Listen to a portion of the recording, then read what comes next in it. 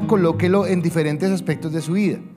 Entonces, si usted siempre obedece, si usted siempre le es fácil decir ciclo, ok, acato, o de pronto usted está pensando, pues estoy de acuerdo, no estoy de acuerdo, no, a mí me parece que eso es una tontada, entonces no lo voy a hacer.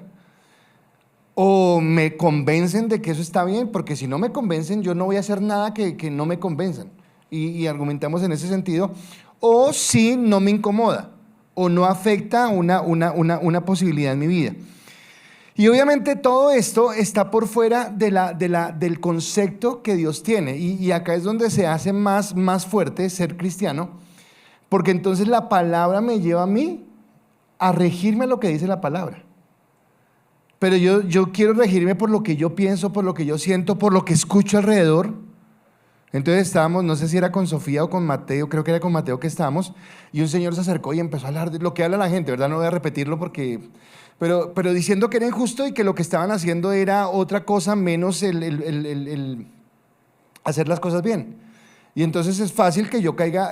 Laura nos mandó creo que fue el grupo de líderes, una prédica que hablaba sobre la crítica, creo, y es fácil entonces en el momento entrar y criticar a la autoridad, y que como que se creen.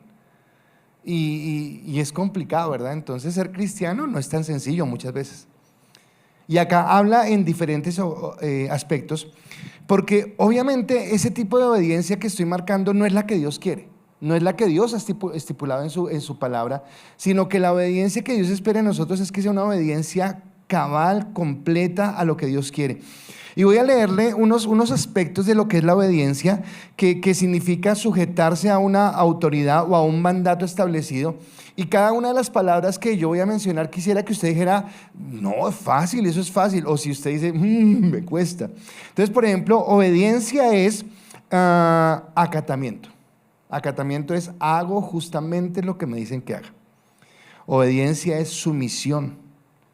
Obediencia es subordinación. Subordinación significa colocarme bajo la autoridad de otra persona.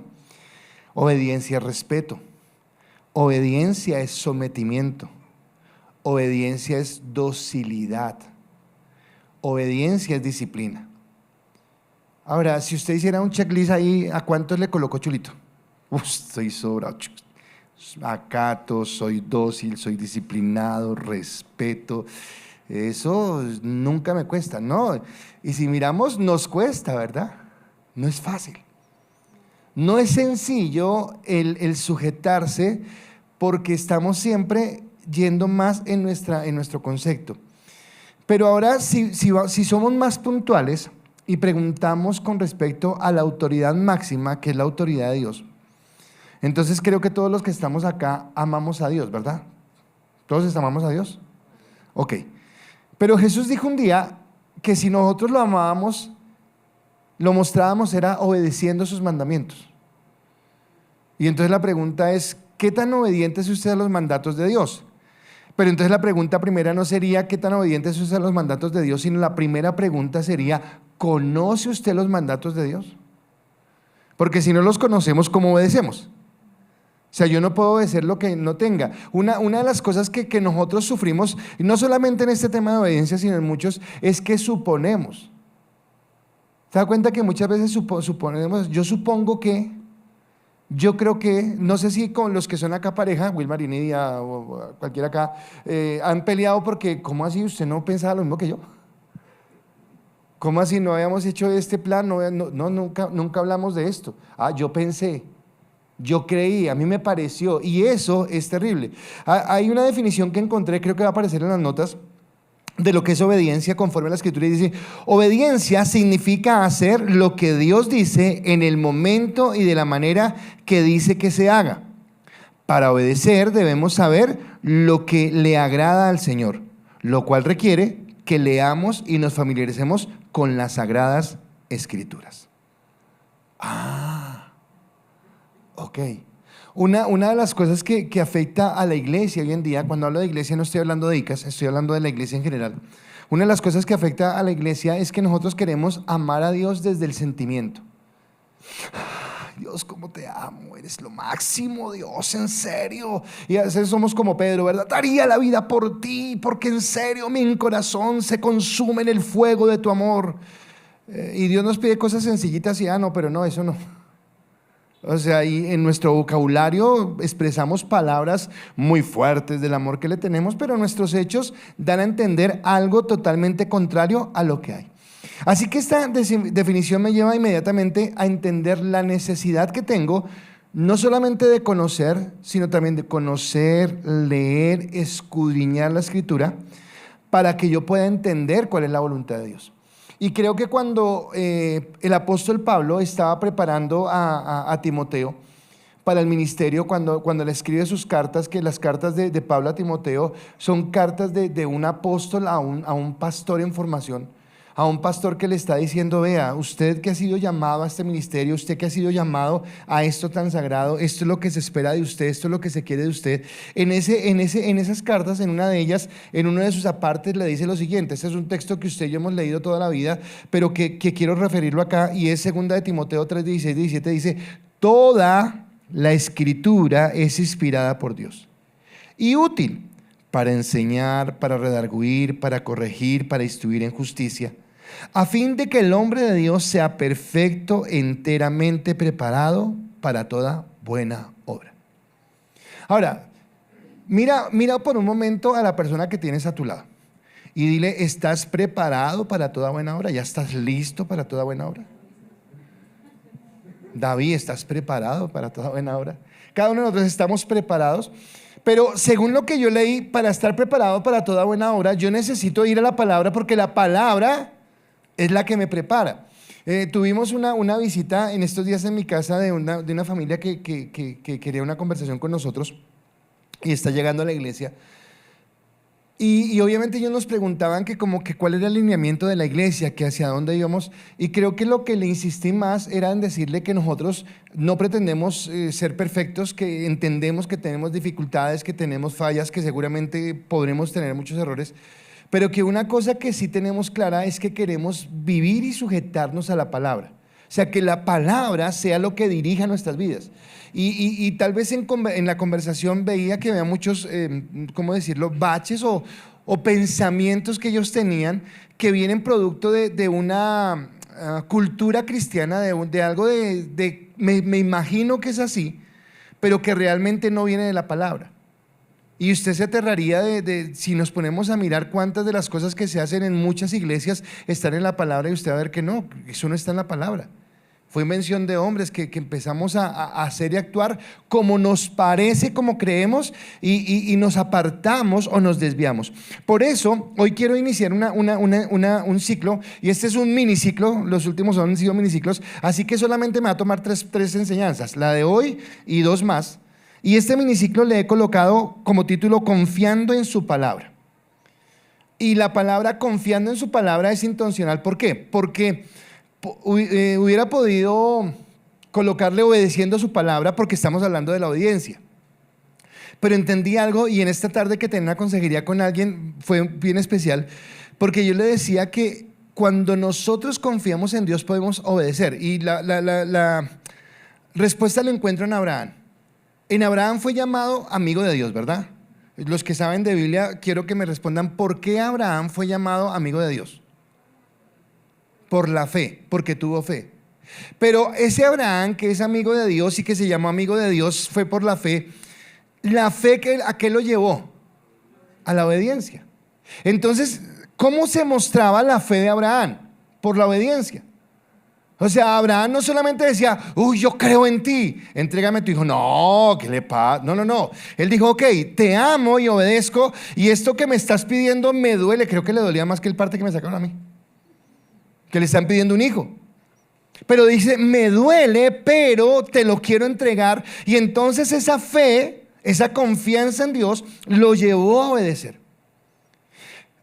En otras palabras, cuando yo no obedezco, de una u otra manera estoy desconfiando, o estoy creyendo que yo pienso mejor que Dios, que yo discierno mejor que Dios. Que tal vez, imagínense lo que a veces pensamos, y lo digo empezando por mí, qué torpe soy. Creo que Dios no ha visto todas las aristas de esta situación. A ver, Dios es Dios. Soy yo el que soy miope, soy yo el que no ve más allá, pero Dios lo conoce todo. Y cuando me dice algo, Él lo sabe porque tiene el criterio, tiene la capacidad de advertirme sobre eso. Por eso vamos a hablar acerca de confiando en Dios. Y ahora sí, la primera enseñanza, la de hoy, tiene como título la palabra de Dios. Vamos a hablar solo de eso, la palabra de Dios. Y hablando de eso, los que estén en su casa, pues obviamente allá, y ustedes que están acá, quiero hacerles 3 preguntas. Si alguien quiere contestar, lo puede hacer, pero no es para que me las conteste, sino para que la piensen. La primera pregunta es, ¿qué es para usted la palabra de Dios? ¿Qué es para usted? O sea, ¿qué es la palabra de Dios? Ok, hablamos de la palabra de Dios, hablamos de la Biblia, no sé qué, pero ¿qué es eso? ¿Un libro con unas hojas bonitas y con una pasta negra? ¿O qué es la palabra? ¿Qué simboliza? Cuando hablaba con la persona que estaba esta tarde en consejería, esta persona lleva mucho tiempo de cristiano y yo le preguntaba, ¿quién es para usted Dios? Pero le dije, pero no me conteste desde lo teológico. No me conteste según la palabra Dios es, no. Para usted, desde su propia relación con Él, ¿quién es Dios? Y acá le pregunto a usted, ¿qué es la palabra de Dios para usted? Ahora, de acuerdo a la respuesta que usted ha podido dar, la segunda pregunta es, ¿y esa palabra, ese concepto que usted tiene de la palabra, es importante? O sea, ¿la Biblia realmente es importante para usted? Y estoy seguro que la primera respuesta que salió a su mente fue, sí es importante. Pero vuelvo y le pregunto, ¿en serio es importante? Porque a lo que yo le doy importancia es a lo que le dedico tiempo. Es a lo que quiero sujetarme o es a con lo que quiero contagiarme, si se puede el término. Y entonces, ¿qué es la palabra para ustedes? Si es importante, la tercera sería, y si es importante, si la respuesta es que sí es importante, ¿por qué es importante? Ok, sí, pastor, sí es importante, ok, pero ¿por qué? ¿Por qué es importante? Porque creo que toma esto.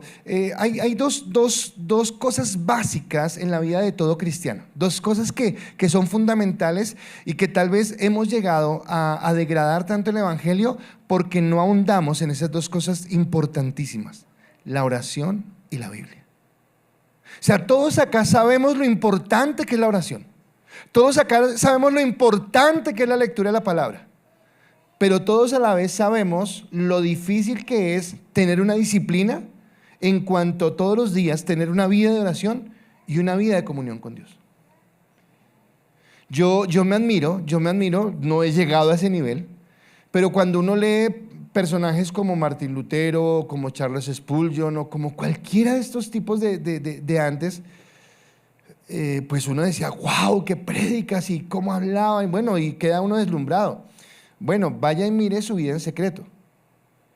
Y esta gente era gente que oraba y leía la palabra 5, 6, 7 horas al día. Y uno a veces lee 15 minutos y dice, uy, Dios, estoy exhausto. No, esto fue mucho. Y realmente ellos se profundizaban en la palabra porque entendían el valor. Así que quiero, a través de 3 puntos, tal vez tratar de, si la respuesta que usted dio fue correcta, ahondar en esa respuesta. Entonces la primera pregunta que hice es, ¿qué es la palabra de Dios? ¿Qué significa para usted la palabra de Dios? Y coloqué que es la voz autorizada de Dios. La palabra de Dios es la voz autorizada de Dios. ¿Qué quiere decir? Que cuando alguien tiene el privilegio, como yo en esta noche, de subir a un púlpito y predicar una palabra, aunque tengamos el privilegio, ninguno de los que estamos o que subimos a un púlpito podemos hablar desde nuestro propio conocimiento, desde nuestra propia experiencia o de lo que creemos en nuestros sentimientos, sino que lo que vamos a hablar es la palabra autorizada. Entonces, si voy a colocar a Wilmar de ejemplo. Wilmar tiene una empresa que es una constructora y él seguramente tiene su lugar donde le proveen los materiales. Si yo voy al lugar a donde le proveen los materiales a Wilmar y yo digo allá, oiga, me hace un favor, deme unas tejas o un cemento o algo y más tarde vengo y lo pago. ¿Usted qué tiene que me van a decir? ¿Qué le pasa? Pero si de pronto yo digo, buenas, es que vengo de parte de don Wilmar Pineda y él manda pedir, ya me prestan atención. ¿Pero por qué? Porque vengo yo bajo la autorización o la cobertura de alguien que sí conoce. Entonces cuando hablamos, no hablamos desde nuestra propia prudencia, sino hablamos de parte de Dios. Uno de los peligros más fuertes que tiene la iglesia hoy en día son los falsos maestros. Y los falsos maestros abundan en muchos lugares. Entonces cuando se levantan aquellos que profetizan todo el tiempo, yo a veces conozco personas que dicen, Dios me dijo, Dios me habló, y siempre como que, venga, deme el teléfono, ¿cómo hace usted? Todos los días Dios le habla, nunca abre la Biblia, pero todos los días Dios le habla, o sea, es asombroso. No leen la Biblia nunca, pero Dios les habla. Yo digo, ¿qué unción? ¿Cómo se consigue esa unción? Y seguramente será viendo Netflix, durmiendo esta tarde, porque ni siquiera uno ve que tal vez haya un fruto. O tal vez Mateo hablaba el domingo acerca de esas teologías que salen de la liberación o de la prosperidad. Cuando dijo, no me estoy metiendo en política, porque también aún tergiversamos el evangelio con temas políticos. Y es que yo creo, a mí me parece, y entonces uno ve a Jesús como revolucionario, otros ven a Jesús como un David Murcia que multiplica la plata, otros ven a Jesús, bueno, y le montamos a Jesús un montón de cosas, pero en realidad todo lo que decimos está por fuera de la palabra o es algo acomodado a mi criterio, pero no realmente lo que la palabra dice. Y esto no se vive solamente ahora. Cuando uno mira las cartas, por ejemplo, a los que estuvimos en el último semestre de seminario, hablábamos acerca de las cartas de Juan y decíamos cómo Juan escribió sus cartas combatiendo las herejías que se estaban levantando, los falsos conocimientos que había en la palabra, en donde enseñaban cosas que nada tenían que ver con Dios. Y entonces Juan tiene que decir, no, espera un momentico, no es así. No es de esa manera, usted tiene que entenderlo bien como se habla. Entonces, eso que pasó con el Antiguo Testamento ahora pasa todavía y entonces malinterpretamos la gracia, malinterpretamos la cruz de Cristo, malinterpretamos el proceso de redención y acomodamos las cosas de acuerdo a mi conveniencia o a lo que me gusta. Una cosa que usted ha escuchado acá, que siempre lo hemos dicho, es que independientemente de quién sea el predicador, usted debería siempre ir a su casa y decir, oiga, lo que me dijeron está de acuerdo con la palabra, ¿sí es eso lo que dice la Biblia? Y si alguno de nosotros nos equivocamos, no tenemos ningún problema en agachar la cabeza y decir, uy, qué pena, sí, lo que dije está mal, y está de pronto en público decir, qué pena, yo hace 8 días enseñé esto y esto y esto, y fue totalmente desviado de lo que dice la palabra. Creo que tendríamos que tener esa honestidad, porque no hablamos de nosotros, sino de parte de Dios. Pero a veces uno escucha unas cosas que son una locura completa y uno dice, pero ¿y de dónde? Y dice la Biblia, mi pueblo fue destruido porque le faltó conocimiento. Y si usted se queda solamente con lo que el pastor dice, pero usted nunca va a la palabra y usted nunca escudriña y usted no confronta y dice, sí fue lo que me dijo, y como la palabra, eso lo voy a decir más adelante, no se contradice, entonces seguramente usted no leerá el mismo texto que leyó el pastor o el predicador que estuvo allí, pero leerá otro y dirá, oiga, vea, esto dice exactamente lo que me dijeron en la iglesia, quiere decir que sí es así como dice la palabra, entonces ahondará, pero siempre caemos en el error. Entonces, ¿qué es la palabra de Dios? La palabra de Dios es un mandato para nosotros, su iglesia, es un mandato. Primera de Timoteo capítulo 1 versículos 5 al 7 dice la palabra: pues el propósito de este mandamiento es el amor nacido del corazón limpio y de buena conciencia y de fe no fingida, de las cuales cosas, desviándose algunos, se apartaron a vana palabrería, queriendo ser doctores de la ley, sin entender ni de lo que hablan ni de lo que afirman. Y hoy en día estamos viviendo ese peligro, que mucha gente enseña, habla y dice cosas que están por fuera de la voluntad de Dios, que están por fuera de lo que Dios quiere. Así que la palabra profética, por ejemplo, hablando de la palabra profética, podríamos decir que un predicador que es honesto con la palabra, que un predicador que es honesto con Dios, ese predicador se puede convertir en un profeta o es un profeta. En este momento yo estoy profetizando. Pero esa profecía no es, y Dios me dice ahora. No, no, no. Esa profecía es que yo estoy hablando de parte de Dios, lo que Dios ya reveló en su palabra y que nos sirve para edificarnos. La palabra de Dios es útil para enseñar, redarguir, instruir, corregir en justicia, a fin de que el hombre de Dios sea perfecto, enteramente preparado para toda buena obra. Entonces estamos hablando la palabra que transforma las vidas. La palabra que en lugar de emocionarme, en lugar de cautivarme, en lugar de prometerme un montón de cosas fantásticas que van a pasar sin que haya de pronto un cambio o una transformación de vida, por el contrario, lo que la palabra hace es formar el carácter en el hombre. Hablaba con la persona que está hoy y quiero explicarles esta partecita. Yo no estoy en contra, yo creo en esto. Yo creo que cuando conocemos a Cristo, sí, venimos con heridas, con dolores, con tristezas, porque pasó, porque no sé qué. Ok, listo, conocemos a Cristo, Dios sana, Dios restaura y nos lleva a vivir una vida nueva. Ok. Pero eso lo hizo una vez. O sea, no es todos los días, es que he sufrido tanto en la vida que me hicieron y por eso peco, por eso. No, espere, eso fue una vez. Ya Dios sanó, restauró, pero ahora yo empiezo a caminar. Hablaba con alguien ahorita y le decía, léase Romanos 12, 1 y 2. Entonces a esa persona que le dije eso, entonces ponga cuidado lo que voy a decir. Pero Romanos 12, 1 y 2 dice, así que hermanos, os ruego por la misericordia de Dios. Está hablando a hermanos, está hablando a gente que ya fue sanada, restaurada, tratada y que camina en Dios. Dice que presentéis vuestros cuerpos en sacrificio vivo, santo y agradable a Dios, que es vuestro culto racional. Entonces está hablando que algo que tiene que ver con la palabra es que la palabra va moldeando mi carácter para que en mi carácter yo no viva por las emociones, no viva por los sentimientos. Porque no sé por qué es en lo espiritual que vivimos por los sentimientos. ¿A qué me refiero? Ayer fui a visitar a Héctor y Nancy y estábamos hablando de diferentes temas y en ese llegó el tema de la depresión. Y sabemos que es un tema muy recurrente hoy en día. Pero yo decía, no estoy viendo que sea así. Pero decía, para estar deprimido uno tiene que tener medios. Y yo le decía, porque yo conozco una persona que tiene buenos recursos y que cuando se deprime y se mete a la cama, igual en todo caso metido en la cama y deprimido, la plata le está produciendo. Entonces cuando yo estoy produciendo, pues tengo el chance de deprimirme. Pero vaya y usted no tenga la posibilidad de que su plata le esté produciendo y usted sabe que si un día se acuesta a dormir, ese día perdió porque no tuvo plata, a ver si tiene tiempo de deprimirse. No, salga y trabaje. Quiere decir que en ese asunto no funciona tanto el sentir, sino funciona el carácter. Yo tengo que ir y hacer. Tengo unos hijos, tengo una familia, tengo cosas que hacer. No tengo tiempo para esto. Tengo que sacar adelante. Dígame si usted todos los días cuando se levanta, no sé a qué hora se levante usted a trabajar, pero usted levanta y dice, wow, otro día de trabajo, voy contento, y se sube al Transmilenio y lo apretan y huele a todo lo que usted quiera y usted dice, gloria a Dios. No, todos los días nos levantamos así, hay días que usted no quiere, pero aunque no quiera, ¿qué hace?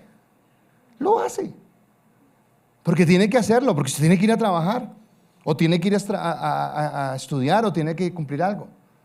En nuestros trabajos hay cosas que no nos gustan, hay cosas de nuestro trabajo que son fantásticas, pero hay otras que no nos gustan, pero hacen parte del paquete y lo hago. Entonces, ¿por qué en la vida cristiana como que lo que no me gusta no lo hago porque no siento ganas? Y entonces nos vamos a una emocionalidad, pero no nos disciplinamos. ¿Recuerdan que obediencia es disciplina? No nos disciplinamos a saber que yo necesito tener la comunión con Dios. Ahora, si nosotros entendiéramos y empezáramos a ver los frutos de lo que significa tener una comunión con Dios, porque tal vez no es que usted mañana hace el devocional y por la noche, wow, usted llegó a su casa y el cielo se abrió y no va a pasar eso.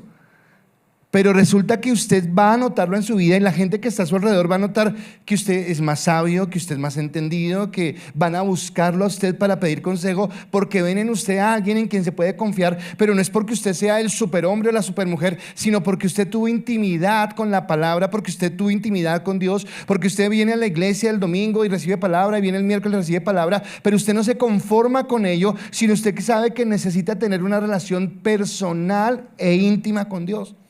Entonces la escritura es inspirada, dice la Biblia, desde el Génesis hasta Apocalipsis, desde el primero, del Génesis 1:1 hasta Apocalipsis 22:23, creo que es el último versículo, toda es inspirada por Dios. Y su palabra es una palabra en la que yo puedo confiar. ¿Por qué puedo confiar? Porque es la palabra de Dios y Dios es un Dios que no miente y es un Dios que no se arrepiente.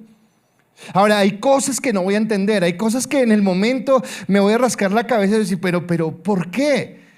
Pero si yo le hago caso a una autoridad humana que sí es falible, que se puede equivocar, ¿cómo no me voy a sujetar a Dios, que es Dios, que es soberano, que es santo, que es eterno, que me puede dar el entendimiento? Primera de Pedro capítulo 1 versículo 19 al 21 dice: tenemos también la palabra profética más segura. Escúcheme, hoy en día, dejen el versículo ahí, no lo quiten, pero déjenme decirles algo. Hoy en día, Pablo también le escribió a Timoteo y le dijo: en los últimos tiempos habría personas con comezón de oír. Y hoy estamos viviendo ese tiempo.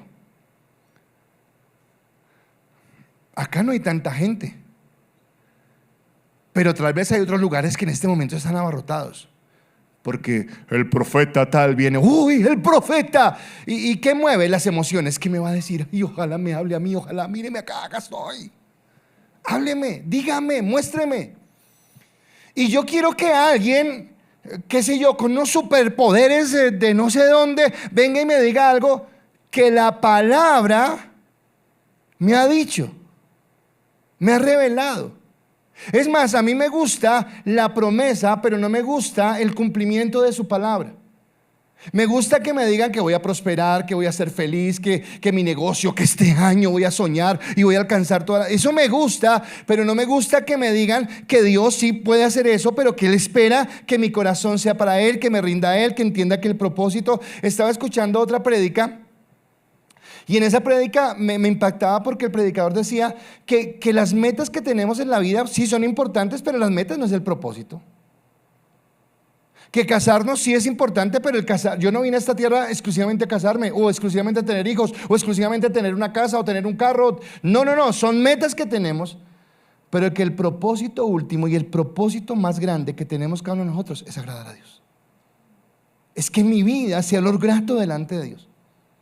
Es que sea como la condición en la que yo viva, que yo pueda agradarlo. Entonces acá dice: tenemos también la palabra profética más segura, a la cual hacéis bien en estar atentos como una antorcha que alumbra en lugar oscuro, hasta que el día esclarezca y el lucero de la mañana salga en vuestros corazones. Entendiendo primero esto, que ninguna profecía de la Escritura es de interpretación privada, porque mucha de la profecía fue traída la profecía fue traída por voluntad humana, sino que los santos hombres de Dios hablaron siendo inspirados por el Espíritu Santo. Así que yo creo que erraría si les dijera: venga, hagan una filita acá, voy a profetizarles a cada uno. No, acá dice otra cosa totalmente diferente. Dice que Dios me da el discernimiento para entenderlo, pero que yo tengo la palabra y que la palabra me va a guiar en cuanto a cómo debo actuar, de qué manera debo comportarme y cómo debo vivir. Así que la pregunta: ¿qué es la palabra de Dios? Bueno, la palabra de Dios es la palabra o la voz autorizada de Dios. Por eso nosotros, los que predicamos la palabra, tenemos la responsabilidad de hablar de parte de Dios y no hablar de parte nuestra. No es que yo quiero decirle algo a la iglesia y le digo a Dios que me pegue el espaldarazo buscando versículos que se adapten a lo que yo quiero decir. No, así no funciona. Soy yo el que expongo la palabra de Dios, pero es Él el que habla, es Él el que dice. Ahora, si esa es la palabra de Dios, entonces la segunda pregunta que les hice es: ¿por qué es importante? Entonces usted contestó porque es importante. Pero es importante, yo coloqué acá, porque su palabra es su mismo aliento. Y a mí me parece esto espectacular, porque yo quisiera que la próxima vez que usted estuviera frente a su Biblia, usted entendiera que su Biblia no son solamente esas hojas o la tinta que está impresa en esas hojas, sino que ese libro contiene la exhalación de Dios. ¿Se acuerda que en Génesis dice que cuando Dios creó al hombre, sopló aliento de vida? Bueno, ese aliento de vida es la palabra de Dios. Y cada mañana o cada día que usted se acerque a la palabra, es como si Dios soplara sobre usted, como que colocara su aliento sobre su vida, como que colocara su gracia y su amor. Ahora, en algunos pasajes de la Biblia dice que literalmente Dios guió a algunas personas a que dijeran exactamente lo que Dios quería decir literalmente. Por ejemplo, Jeremías capítulo 1 versículo 9 dice: y extendió Jehová su mano y tocó mi boca, y me dijo Jehová: he aquí, he puesto mis palabras en tu boca. Fue literal. Pero no funciona así en toda la palabra, sino que lo que Dios hace es como inspirar a los hombres, pero respetando la singularidad del hombre. ¿A qué me refiero con la singularidad? Que todos tenemos una forma de hablar, una forma de expresar una idea, una forma de entenderlo. Sí, Víctor llegó cuando estábamos en eso y Víctor me preguntó qué fue lo que pasó y los dos podemos explicarlo y él lo va a explicar a su forma y yo lo voy a explicar a la mía. Vamos a hacer exactamente lo mismo, pero él con sus palabras y yo con las mías. Lo mismo ocurre, es Dios el que inspira, pero cada uno de estos hombres habló desde su propia singularidad. Pero aunque habló desde su propia singularidad, hay algo donde yo puedo ver la soberanía de Dios. ¿Qué es soberanía? Como el mandato, como la autoridad, como el dominio que tiene Dios sobre esto. Y es que aunque fueron en un tiempo muy largo, aunque fueron muchos escritores de diferentes niveles académicos, de diferentes estratos sociales, de diferentes niveles económicos, de diferentes formas, la palabra tiene dos características, y es que la palabra es infalible, no falla y es inerrante, no se equivoca. Y usted puede entender eso en la palabra. O sea, si Dios dijo, y a mí esto me confronta hablando de la fe, porque ¿cómo hago yo para crecer en esa fe? Yo no sé si usted me alcanza a entender lo que yo quiero decir, pero ¿cómo hago yo para entender que todo lo que pasa en mi vida está bajo la cobertura de Dios o bajo el control de Dios? Que nada de mi vida se sale de la voluntad de Dios. Y que cuando Él me habla su palabra me va a indicar exactamente qué es lo que yo quiero, qué es lo que yo debo hacer conforme a lo que Él me dice. Y que su palabra no va a fallar porque es inerrante. Dice en Tesalonicenses capítulo 2, 13, la primera carta: por lo cual también nosotros sin cesar damos gracias a Dios de que cuando recibiste la palabra de Dios que oíste de nosotros, la recibiste no como palabras de hombres, sino según que es en verdad la palabra de Dios, la cual actúa en vosotros los creyentes. Ahora, acá tenemos que actuar en una doble responsabilidad. Primero, la responsabilidad del que predique realmente la palabra, y la otra es la responsabilidad del que oye, que discierna que lo que le están hablando es la palabra de Dios.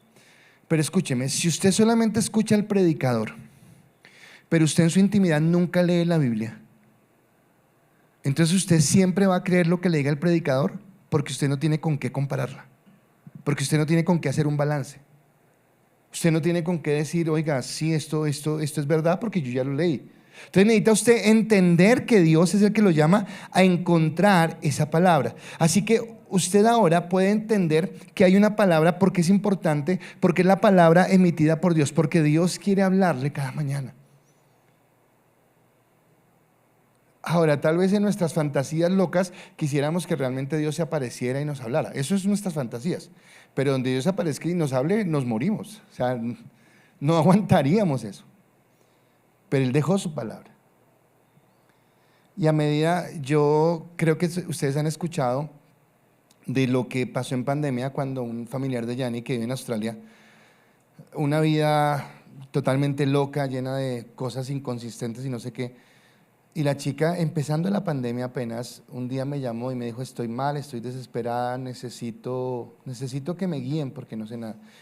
Y pues la pandemia fue el mejor espacio, y recuerdo que creo que todos los días nos reuníamos como 1 o 2 horas a hablar.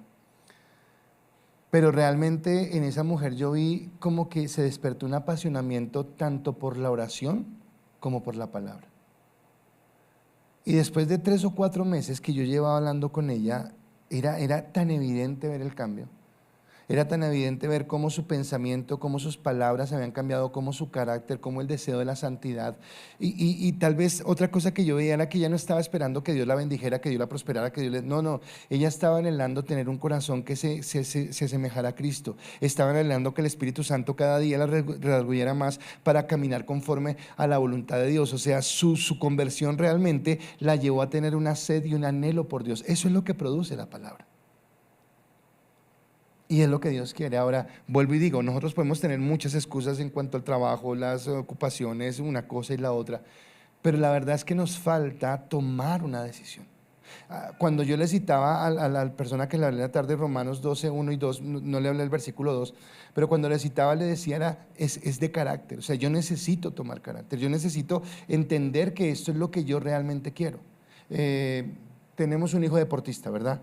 Y ustedes han visto en su hijo deportista una tenacidad.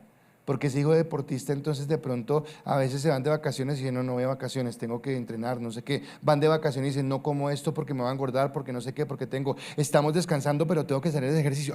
¿Qué está diciendo él? En mi carácter tengo una meta definida y voy a cumplir esa meta y quiero alcanzarla.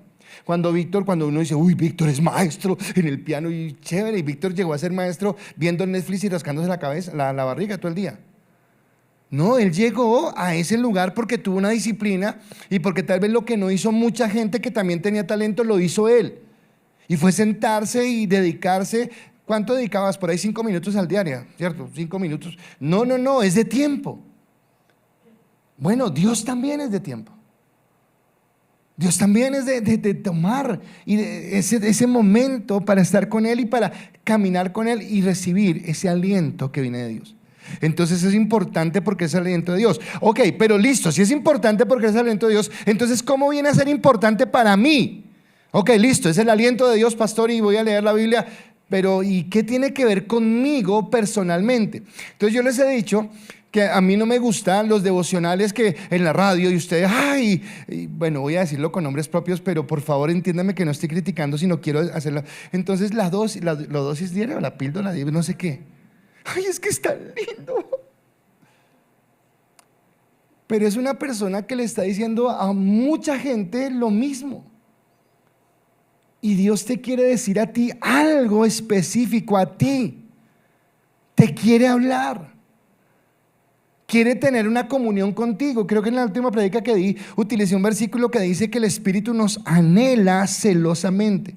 Entonces a la tercera pregunta yo coloqué, porque ella es útil en nuestra relación y comunión con Dios. La palabra es útil en mi relación y en mi comunión con Dios. Entonces la palabra no son solamente buenos consejos. La palabra no son solamente buenas ideas.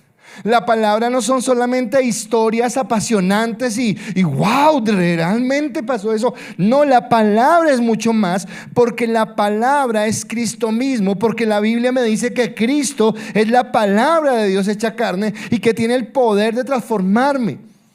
Ahora, si usted de pronto que no se ha expuesto tanto a la palabra y puede ver en su vida una transformación, ¿qué pasaría si usted se expusiera más a la palabra? ¿Qué pasaría si usted caminara más con la palabra? Porque ella tiene la capacidad de, primero, llevarnos a Dios. O sea, la palabra es como el puente que me lleva a Dios, porque Cristo es el camino a Dios. Yo soy el camino, la verdad y la vida. Nadie viene al Padre sino por mí. Pero en segundo lugar, mientras que me va llevando al Padre, la palabra va formando mi carácter. Voy a decir algo y espero que me lo entiendan. Pero uno de los problemas de la iglesia es que buscamos tener la unción, pero no buscamos tener el carácter. Y Sansón tenía unción. Y José también tiene unción. Pero yo no me imagino qué hubiera pasado si el que estuviera en la casa de Potifar no hubiera sido José, sino Sansón. Porque tremenda unción, pero cero carácter. O sea, necesitamos formar un carácter cristiano. Esto es lo que he determinado. Josué cuando termina, que dice, bueno, ustedes hagan lo que quieran, pero yo y mi casa hemos determinado. Cuando hablamos la historia de Daniel, dijo, Daniel propuso en su corazón. Pablo determinó caminar en Dios. Carácter. Y esas decisiones que tomaron les costó. Les costaron críticas, señalamientos, enemistades, críticas. Lucy, estábamos haciendo una conversación y Lucy me dijo algo, es que lo que molesta de pronto es cuando salen y critican, porque nos pueden criticar. Y yo le decía a Lucy algo que le quiero decir a cada uno de nosotros. O sea, el problema no es que la gente critique, yo no puedo evitar que la gente salga y habla lo que quiera. Lo que yo sí puedo evitar es que lo que la gente diga sea verdad. Y eso tiene que ver en mi carácter. En quién soy yo en Dios y si entiendo que estoy haciendo lo que Dios quiere. Así que el mismo Pablo le dice a Timoteo lo importante que es esto, y en 1 Timoteo 3:15 le dice, y que desde la niñez ha sabido las sagradas escrituras. ¿Desde cuándo? Desde la niñez. las cuales pueden hacerte sabio para la salvación por la fe en Cristo.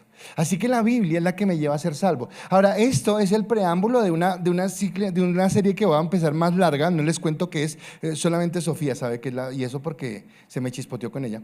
Pero voy a empezar una serie, pero es de ir a la palabra y realmente entrar a caminar en lo que Dios quiere. Así que el Nuevo Testamento es un Nuevo Testamento que me muestra también el Antiguo Testamento y que me muestra cómo desde Génesis a Apocalipsis la palabra es útil. Útil es algo que sirve. Es algo que es para mí, o sea que la Biblia no es solamente ese bonito libro de Salmo 23, Jehová es mi pastor, nada me faltará en lugar. No, o sea, sí muy bonito, pero ¿qué es eso? ¿Qué significa para mí? ¿Cómo puedo entenderlo? Así que en el Nuevo Testamento, refiriéndose a cosas del Antiguo Testamento, me deja ver cosas que ahora son útiles para mí. Entonces me muestra cómo Cristo tiene el poder de libertarnos de la influencia o de la esclavitud, del yugo que el pecado quiere colocar en mi vida. Entonces el enemigo siempre va a buscar la forma de una u otra manera de subyugarme otra vez, de volverme atrás, de volverme al dolor, de volverme a la tristeza, de volverme a la angustia, de volverme al desorden, lo que sea. Pero en Romanos, escúcheme, estoy hablando del Nuevo Testamento, Romanos capítulo 9, versículo 17, Pablo hace una referencia del Antiguo Testamento y dice lo siguiente: porque la Escritura dice a Faraón, para eso mismo te he levantado, para mostrar en ti mi poder y para que mi nombre sea anunciado por toda la tierra. Y está hablando acerca de que Faraón era algo que Dios permitió para que el poder de Dios al libertar al pueblo fuera más glorioso. Y Dios ha tenido el poder de libertarnos a nosotros. Dios ha tenido el poder de cambiar nuestra vida. Pero no solamente esto, sino que también Pablo, tomando una referencia del Antiguo Testamento, habla acerca de cómo nosotros, los gentiles, los que antes no teníamos identidad y no teníamos esperanza alguna, pudimos alcanzar la esperanza. Y en Gálatas capítulo 3:8 dice: y la Escritura, previendo que Dios había de justificar a los de la fe a los gentiles, dio de antemano las buenas nuevas a Abraham, diciendo: en ti serán benditas todas las naciones. Y está hablando acerca de cómo se vincula, de cómo el antiguo, de cómo el nuevo se une y se unen para un solo propósito, y es que yo entienda que mi vida tiene valor, tiene propósito en Dios, y que ese propósito que tiene en Dios es cuando entiendo que vivo para Él y no para mí. ¿Sabes? Los falsos maestros tienen otro error, que colocan a Dios por debajo de nosotros. ¿A qué me refiero? No, nunca lo dicen de esa manera. Pero si usted escucha, es como si Dios estuviera allí atento, esperando a ver cuál es el sueño que yo tengo, cuál es el anhelo que yo tengo. Y entonces como si Dios, sí, ¿qué quieres? Entonces te va a dar el caso, te va a dar el caso. ¿Qué sueñas? Pero no funciona de esa manera. Dios me libertó para que ahora yo entienda que le pertenezco a Él. Que tengo un compromiso, y es un compromiso de amor. Porque creo y entiendo lo que Él tiene para mí, ahora quiero caminar conforme a lo que Él ha determinado para mi vida. Así que la palabra tiene utilidad porque la palabra empieza a transformar mi vida. Piense por un momento qué ha transformado Dios en su vida. Y piénsese si eso que ha transformado Dios en su vida es porque usted realmente dijo: uy, voy a ser mejor buena gente, y ahora no fue porque usted propuso en su corazón ser mejor gente, sino porque Dios empezó a cambiar conductas, pensamientos, formas, sentimientos, emociones en su vida. Entonces sí, tal vez en algún momento cuando usted llegó a Cristo, Cristo sanó, sí, ok, pero no va a quedar todavía sanando. Ay, entonces tú que fuiste herido en tu casa, pues sí, pero fui ya, o sea, ahí evolucionemos, vamos hacia adelante. Ahora tomo un carácter, ahora camino, no me quedo toda la vida llorando sobre es que mi papá se fue de la casa, no estuvo jamás y ahora bueno, y o sea, me quedé en eso, o sea, no hay más, no hay algo hacia adelante cuando camino en Dios. Pero cuando yo veo la palabra como que me abre el entendimiento y me permite entender que hay propósitos en Dios que tiene para mí. Así que tenemos el privilegio, escúcheme, tenemos el privilegio de escuchar la voz de Dios. ¿Usted qué hace detrás de un profeta, de un predicador, de qué sé yo, si usted tiene a Dios? Si tiene al Espíritu Santo, que es el maestro. Ahora, pastor, usted me dijo, entonces no vuelvo a la iglesia. No dejemos de congregarnos como algunos tienen por costumbre. Pero estoy diciendo es que hagamos de la palabra. Es más, el que usted se vincule con la palabra. Voy a colocar un ejemplo tonto si se puede, pero es para hacerlo de la mejor manera. Pero si yo empezar a hablar ahorita de fútbol y empezar a hablar de estrategia y de equipos y de jugadores y todo, pero todo lo que yo digo es basura, nada es verdad, pues créame que Sofía me va a decir, ¿verdad? Pero Víctor me va a decir, ¿qué? Porque es que Sofía no sabe nada de fútbol, pero Víctor sí. Ahora llévele la palabra. El que conoce la palabra, pero el que no la conoce, ¡oh! Porque mi pueblo fue destruido, porque le faltó conocimiento. Entonces yo necesito ir a la palabra, necesito entender, necesito encontrar en la palabra el consejo, la sabiduría, la dirección y entender primero que tengo el privilegio de tenerla, pero también entender el valor que tiene en ella.